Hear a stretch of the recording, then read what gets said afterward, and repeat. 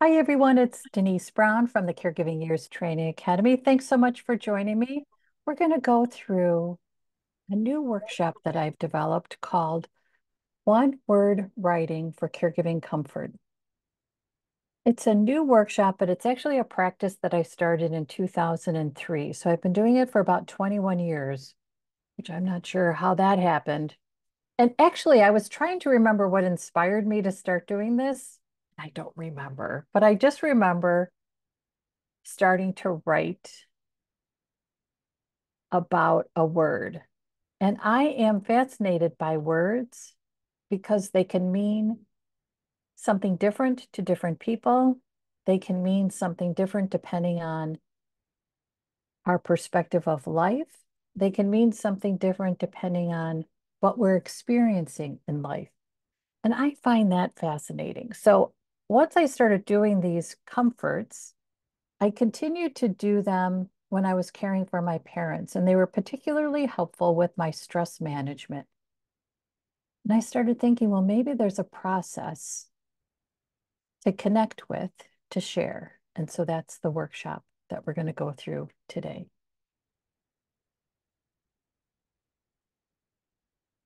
Okay, here we go. I started surveying family caregivers about their stress in 2015, the end of 2015. I had this insight that caregiving stress is an overlooked epidemic in our communities.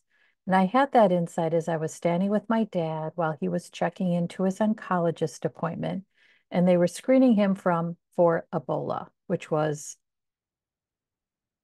a huge concern at that time. So that was in 2014.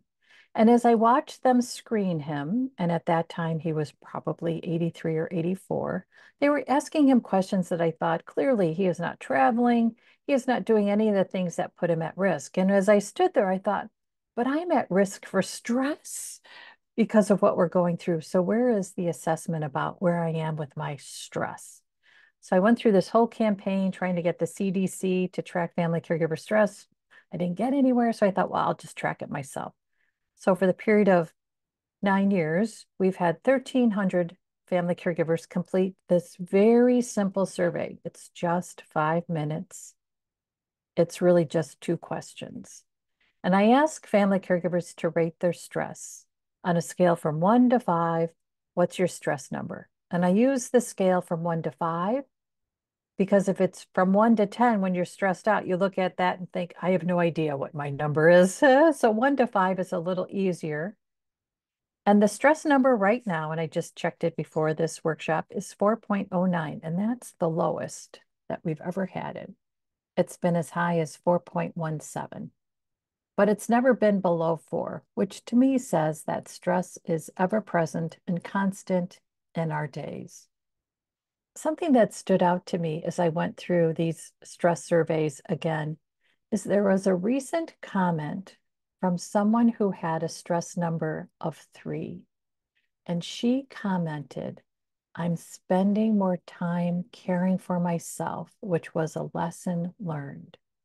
And I wonder if the evolution of these survey results will show that. So, for instance, in 2015, what was the experience like? How much support, resources, and programs were available?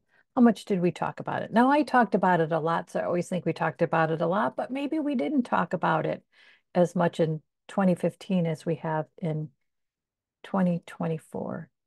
Now, there's the other piece of it, though, that makes caregiving harder today than it was in 2015.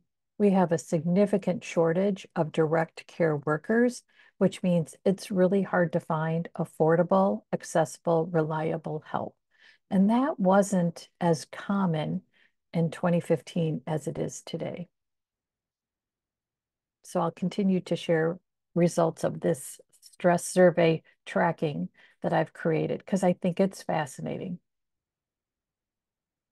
The other question that I ask is, what's the source of your stress? And I give a multiple choice option.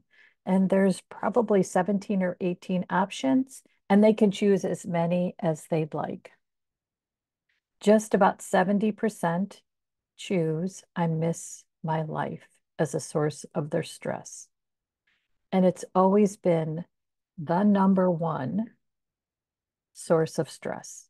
I miss my life.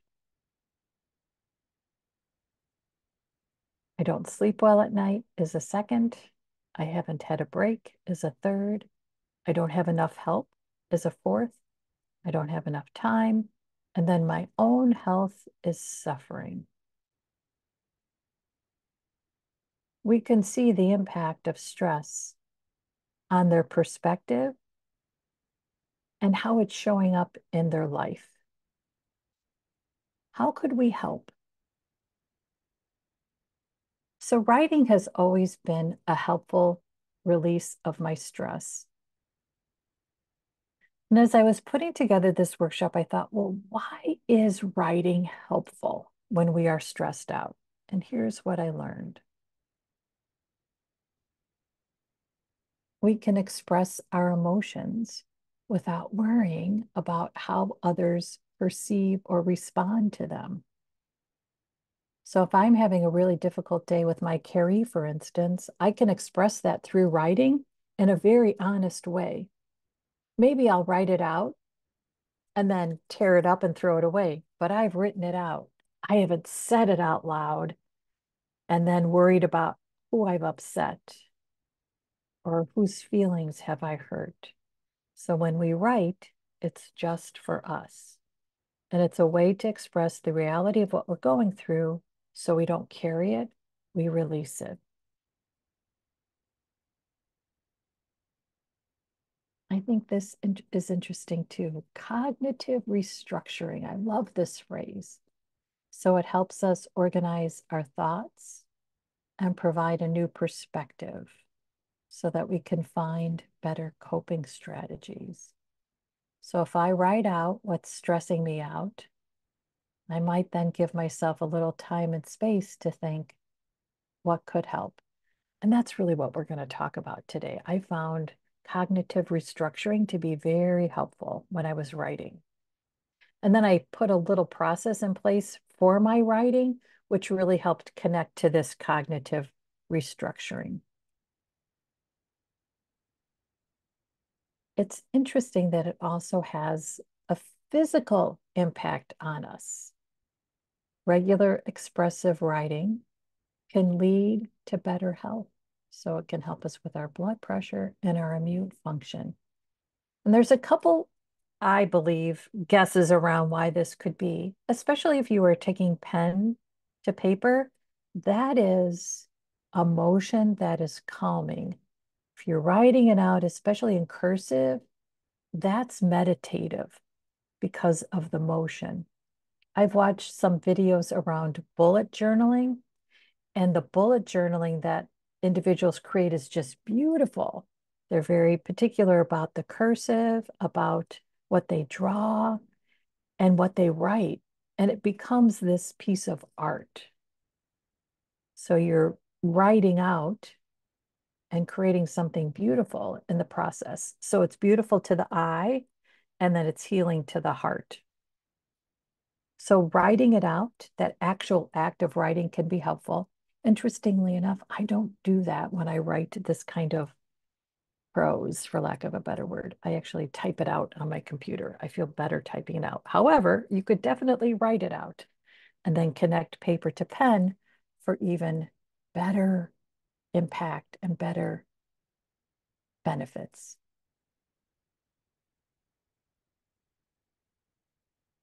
Reduced, you know, I'd always have a hard time with rumination. Reduced rumination. We can get stuck in these negative thoughts, in these negative stories that we tell ourselves. Rather than telling it in our head, if we write it out, we've released it. And it can help us say, okay, I've closed that chapter. I've finished that story. I'm moving on. So rather than stuck in the story about how unfair life is, we write it out and say, life is really unfair, and here's why. And then we say, oh, okay, yeah, I'm moving on. It's helpful to have a place to put these thoughts. Oftentimes, when we have a thought about life is unfair, then the next thought is, oh, you shouldn't be feeling sorry for yourself. You're just not looking at the right perspective. So we judge how we feel. If we have a feeling of life is unfair and say, you know what, I'm going to write about it, we're not shooting on ourselves. We're not judging ourselves. We're just deciding, I'm going to do something with this.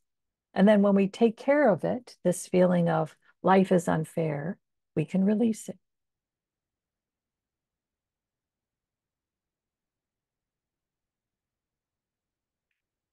Interesting to think that it can improve sleeping. And it's really, I think, all the things we just talked about in terms of how it can improve sleep. It's because we get it out. Increased self-awareness. I like this one because we have insights into what triggers us so that we can implement some strategies to manage or change so it doesn't trigger us so much.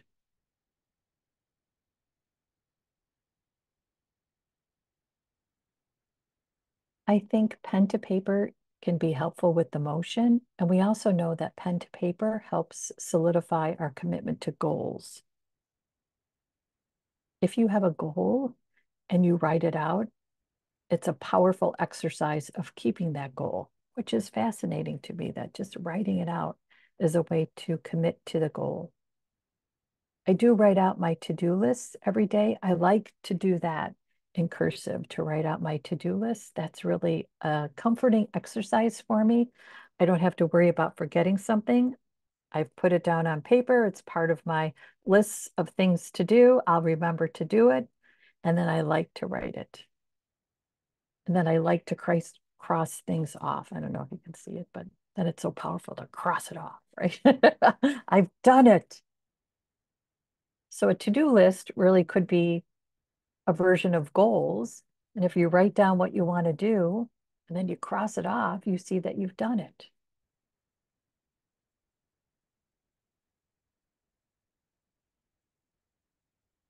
For me, it was helpful to have a prompt.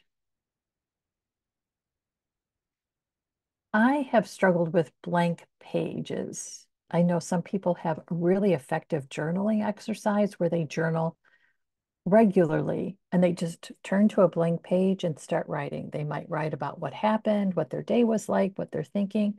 I have no idea why that was always hard for me, but that was just not natural for me. I liked to have a purpose about what I was writing. I guess in my mind, I needed a purpose, and that purpose was a prompt. And that's how I started doing prompts with one word to start writing. And I would think about words throughout the day. So I would have prompts from, for instance, a current event, an emotion either I was feeling or I saw someone else feeling, a situation I observed, an experience I had, or a frustration I felt. These are just some of the inspirations for my prompts. There were more, but I wanted to give you an idea of what could inspire our prompts. And then what I did was name that emotion with one word. Name what I observed with one word. Name something I experienced with one word. I was really looking for what's the one word that describes this. And then I would start writing about that one word. So it was a two-step process for me, actually three steps. I would settle on one word. And I would actually keep track of the one words that I thought, oh gosh, I'd really like to write about this. So I kept a list on my note app on my iPhone. And then I would refer to that regularly. And when I was like, what do I write about today? I'd look at my list of words. So if there was a word that jumped out to me in the day, I would take note of it. I wouldn't necessarily always write about it right then, but I would keep track of it. So I would find a word that fascinated me for a couple reasons. And then when I was ready to write, I would write with that word as the title. So I would title what I was going to write about with that one word. And then I would start to write. What do I experience with this word? What does this word mean to me right now? What is challenging about this word? What is difficult about this word? How does this word make my day or my work or my life hard? So that connected me to a purpose. I'm going to write about this word because it's stumping me right now. It's making my life really hard, or I'm getting really upset about what's happening because of this word. And that was the first half of what I wrote. And then the second half would be writing a different perspective about that word. And sometimes I would actually include a change for me to really think about. So I'd write about the reality of this word and how it's impacting me. And then sometimes I would add in a question like, what if there's a different way of looking at this word? And that what if I looked at this word differently would spark the second half of what I wrote, which was a different perspective, a different belief, a different future. The reality of what I wrote helped me release it. And then the different perspective helped me feel better. So that was the process. I picked a word that really kind of fascinated me because it was impacting me. And then I wrote about that reality. And then I challenged myself to think about what if this meant something different? So I want to share three of those that I've written over the years. And I wanted to give you a couple different perspectives about why I've picked these three. So Swift, I wrote last summer because of Taylor Swift and all the craze about her Eras tour. I was kind of fascinated by, what would it look like to write something using Swift as inspiration that was related to a personal caregiving experience? And then Swallow, I wrote when I was really going through it with caring with my parents. And then Cry, I just wrote. And I can't remember what was, oh, I didn't sleep well. And so I woke up the next day and I was going to cry because I didn't sleep well. So that inspired the third one. So I'll show you. And if you don't mind, I'll read. Yeah. So one of our attendees is sharing that she loves crossing things off in a checklist. Feels like I did something. I do too. Like it's a very definitive cross. It's not like oh, is that a cross? No, it's crossed. It's crossed off. It's very definitive. Okay, so I'll share with you. And then if you don't mind, I'll read it to you. Okay, so let me take a drink of water and then I'll share Swift with you.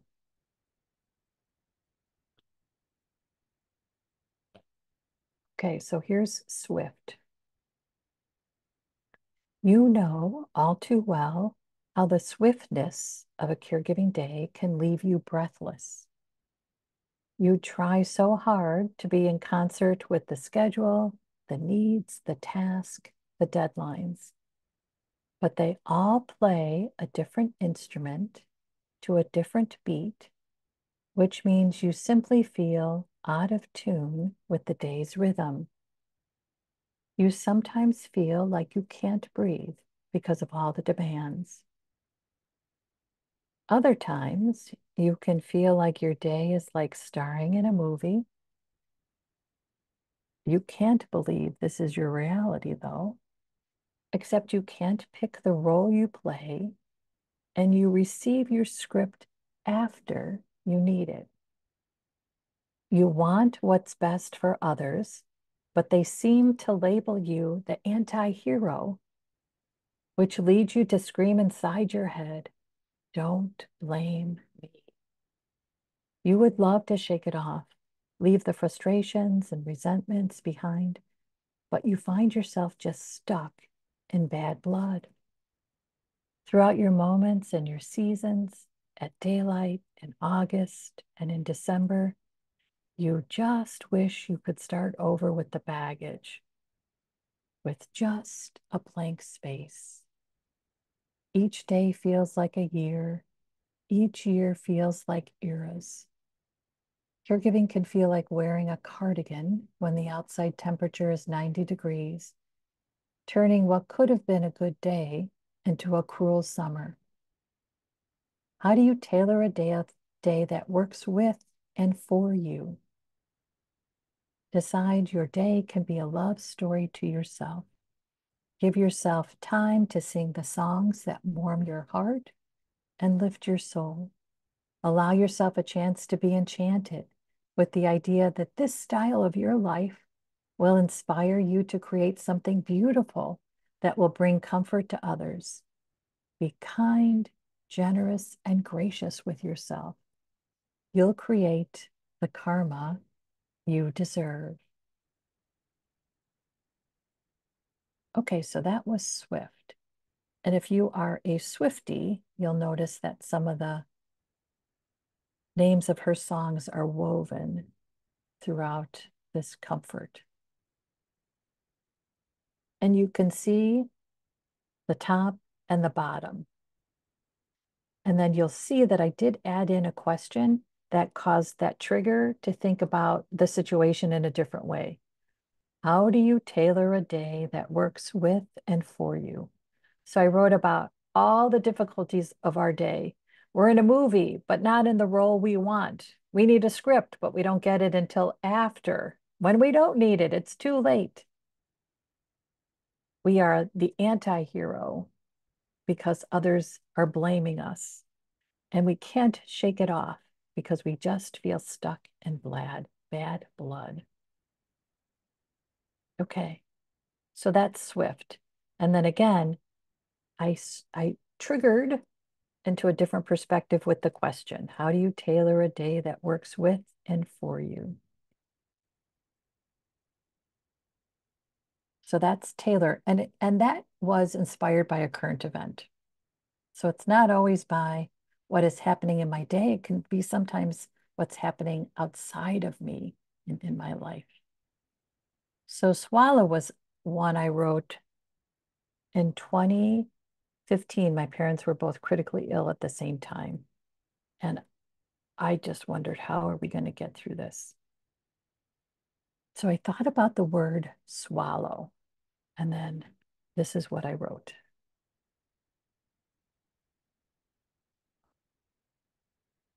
Some days I think I will be swallowed by caregiving, swallowed by the pressing need to be available when caregiving needs me, regardless of the hour, my plans, my energy level. Swallowed by the weight of the responsibility to have the right answers and solutions and supplies on a moment's notice. Swallowed by the sadness as I watch my parents struggle to keep up, to hang on, to continue. And yet, I can't wallow in the swallow. I can swallow back my fear. I am strong enough. I can swallow back my doubts. I am wise enough. I can swallow back my worries. I am brave enough. I can breathe in gratitude for the opportunity to be present during my parents' most vulnerable hours. I can breathe in gratitude for the chance to learn and grow and get better. I can breathe in gratitude to be part of another's most important experiences. I can breathe.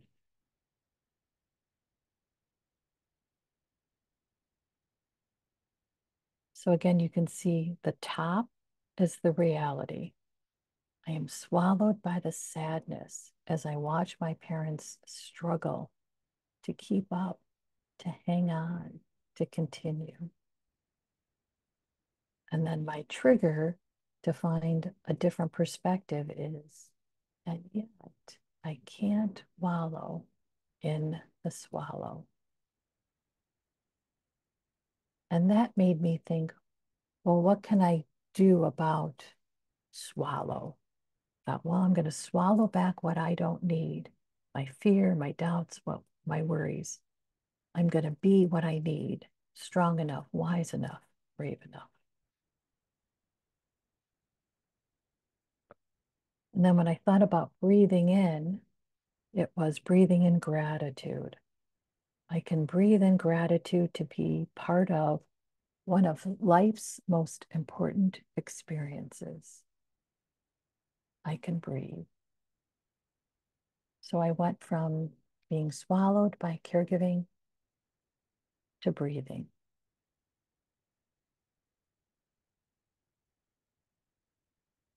And then here's cry, which I wrote on Monday. And I wrote it because I couldn't sleep. I wanted to sleep. I have a noisy upstairs neighbor. That really makes me want to cry. Okay, so here's cry. You've had a long night, which means you're having a really long day. You want to cope. Really, you're just moments away from a good cry. It's so frustrating when you can't sleep. It's awful that you are regularly robbed of rest. Of course, you want to cry. You're crying for what you've lost, what you have to endure, and what you face. It's okay to cry.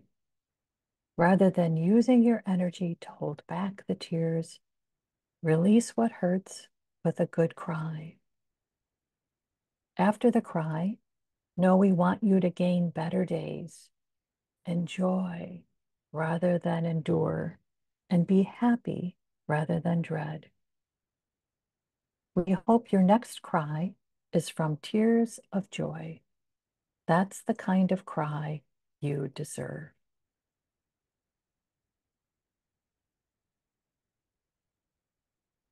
You'll notice that sometimes I'm writing about me, and then sometimes I'm writing about you. And it helped me if I became an observer to my own experiences and wrote in the third person. Because then what I did is offer words of comfort for you, which comforted me. So I thought about the solution that would help someone else in a similar situation, wrote about that in the second half of these comforts, and then received it for myself. I'm giving it to you because I want it for me too.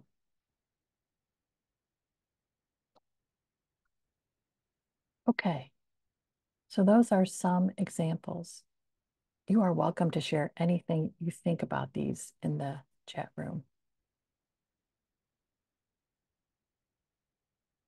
Okay, so let's think through how this could look for you. Oops.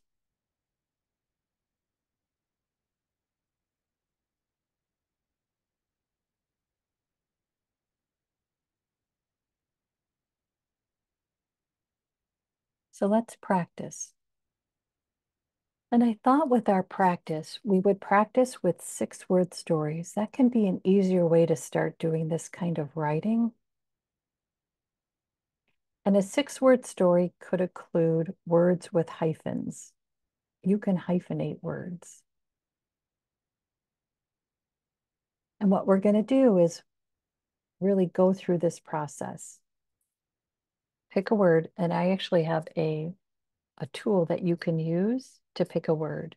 So you can pick a word, write a story that's 6 words about your right now perspective, and then connect to a better perspective or a better future or a better feeling with a second 6-word story. So here's how it could look.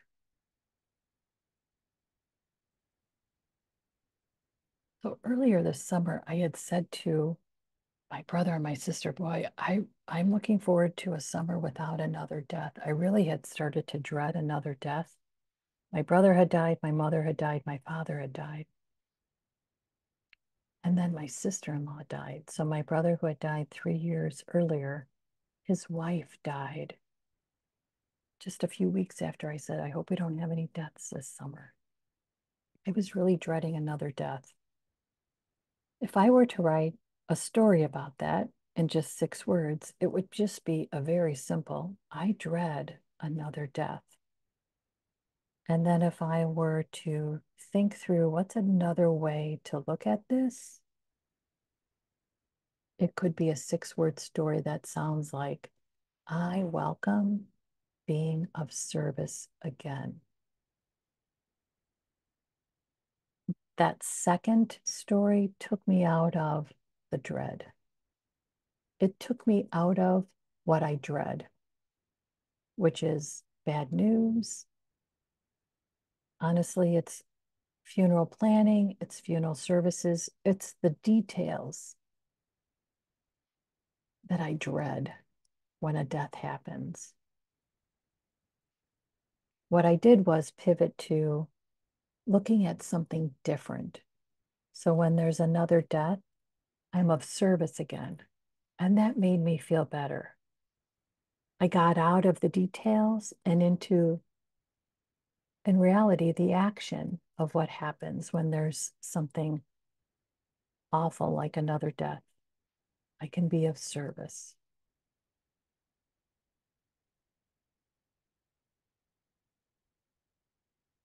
Another one could sound like, I lose faith for better days. Where are the better days? When am I going to have a better day? Why are all these days so hard? So I can lose faith about better days. And then if I were challenge myself, I could think, well, I'm going to hold faith because that's the way I keep better days. So I hold faith to keep better days.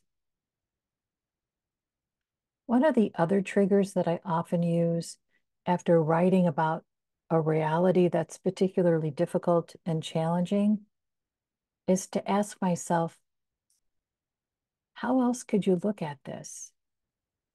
And it's connecting to this belief that I can look at this in any way I want. I get to choose. So, what's a better way to look at it? I find it much easier if I myself am challenging myself to find a better perspective. I really don't like it when someone else challenges me to find a better perspective. However, if I've talked honestly with myself through my writing about what's challenging me or hurting me or hard for me, then I also have some space to say, well, I can tell myself anything I want to about this situation. So what will I tell myself about this situation? And that helps me then write something that feels better. So I want to be realistic. I don't want to pretend. I think we often go into our day pretending everything is okay because we're at work or we're with our family or with our caree. We pretend a lot because that's what gets us through. With ourselves, though, let's be honest. Let's use writing as a way to be honest about what hurts and then be open to writing into a better perspective or a better way. So here's our prompt. We use these wheels in our work with family caregivers. Our certified caregiving consultants and facilitators and our professional listening artists, all of the graduates of our different training programs have these wheels, and these wheels serve different purposes. The wheels can become a planning tool. We use them, for instance, in our family emergency planning tool. They could be a way to spark a conversation in a support group setting, and they also can be used for prompts, like with writing.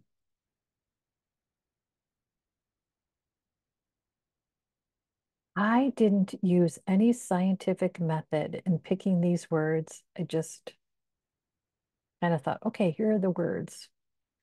So if you look at this wheel and you think those are interesting words, but there's another word I want to write about, then write about that word. So I'd love for you to pick a word either from this wheel or that is just begging you to write about it and start writing. And you're going to first write just a 6-word story about how it feels right now. And then take a beat and then write a 6-word story that reflects something better for you.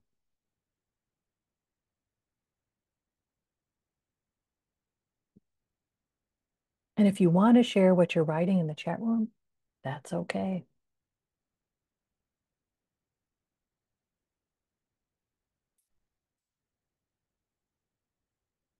And as you write, I'm just going to mention a couple things.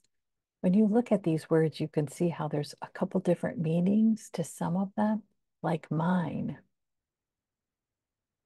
Mine can be what I possess, but mine can also be mining, like mining for gold, and it can be a place where gold lives.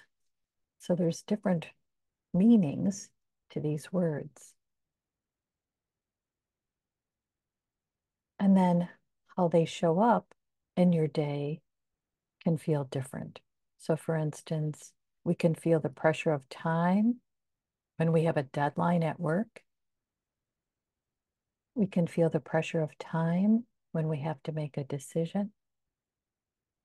And we can wish for more time if we feel like we can feel time just slipping away.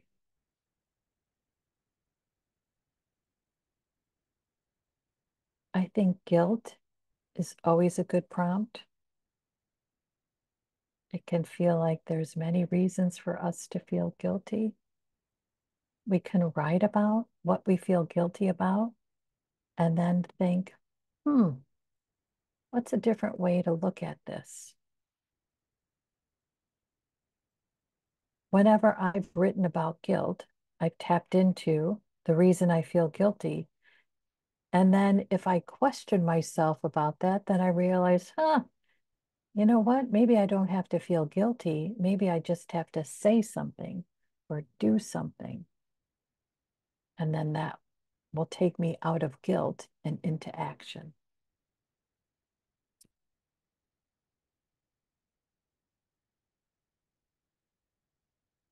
Okay, so this is the way you can start. And again, it's just 2 6-word stories for you to start.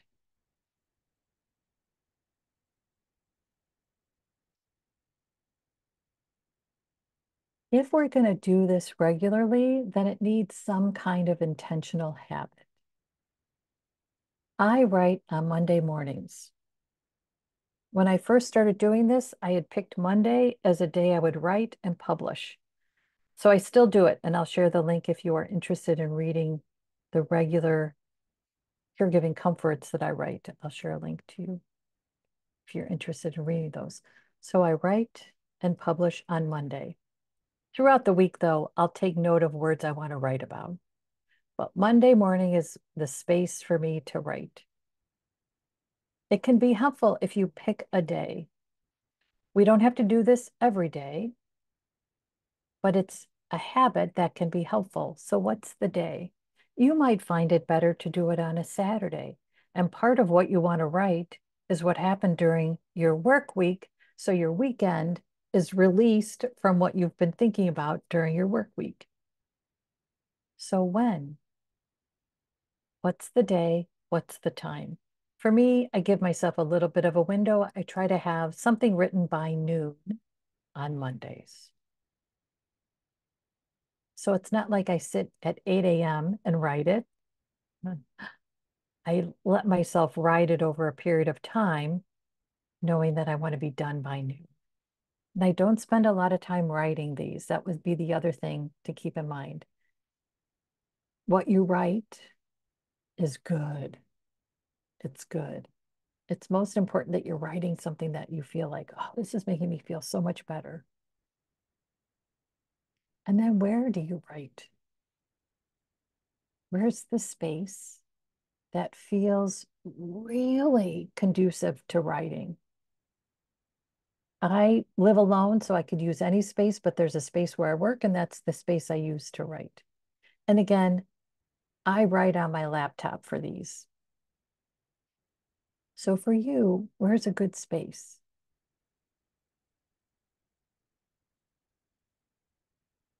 You could look at a space in your house, in your yard, at your workplace. Could be a space in your community. If, for instance, you think, I want to have more of a ritual on Saturday mornings to really start the weekend, it could be that you walk somewhere to have a cup of coffee, and that's where you write. And then thinking about, what do you write with? It could be that you like to write in a journal. So you're going to write with a notebook.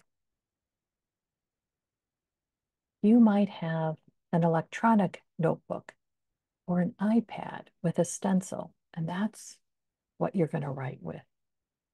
You might like to write with different colored pens. That was what was so fascinating about watching the bullet journalist. She had an array of supplies that she pulled from. So maybe for you, you want to write and you want to create art. So if you're writing about one word, maybe you write everything but that one word in blue or black. And then that one word, you pick a different color for that. And maybe that color changes depending on how the word looks to you. So for some words, maybe you write them in red, others in orange or yellow. And then your writing becomes your art as well. And then what's your why around this? A why for me was to make sense of caregiving, but it also was to regularly publish work around caregiving to connect with other family caregivers. For you, it just might be a way to reconnect with the reality of what you're feeling without judgment, and then to release it with a perspective. What's your why?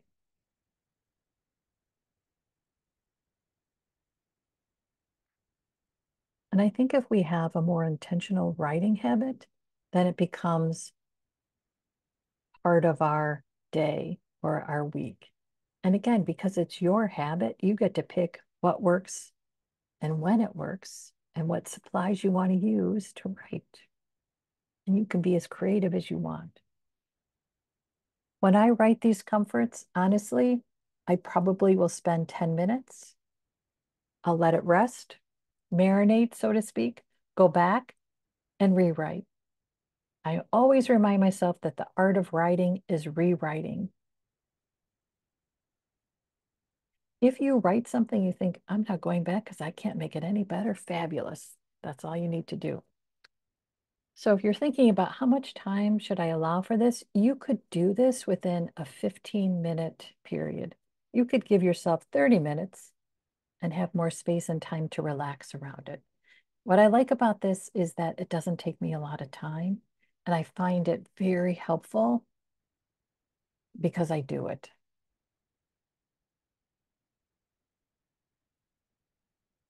Okay, so we're going to close the couple with actually one freebie for you. And as I'm closing, if you have any questions, please feel free to unmute or share in the chat room. So these comforts have become books that I've published. And so the latest one is called Take Time for Comfort, and it's free today, which is the 18th of September. And I'll post that link in the chat room so you can get your free Kindle book. And then I'll also share the link to where you can join me on our community, which is called Caring Our Way, and receive Monday morning comforts. And I also have a little podcast where I read the comforts. So if you're interested in connecting more with these comforts, you can join me on Caring Our Way in our space for family caregivers that has our weekly comforts. And I'll share that link as well. And then if you're here for CEUs, let me go ahead and share the link in the chat room for that. Okay, I'm going to close this for today. So if you're here for CEUs, just wait with me. After I stop the recording, I'll make sure you have the link to get your CEU. And please keep connected with me around your writing, especially this kind of writing. I would love for you to share them with me. And I'd love for you to let me know how these have impacted you, because the goal is that we feel a little less stressed, more understood, and less judgmental of ourselves. What we're writing about is our reality. It's what we're experiencing.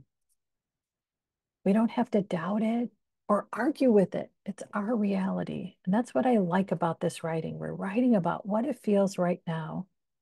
And then we're giving ourselves a chance to think through, what's the story that helps me about that situation? And that's the second part of what you write. Okay. Thank you so much for being with me today. It was great to connect. And then hold on for our CEU link.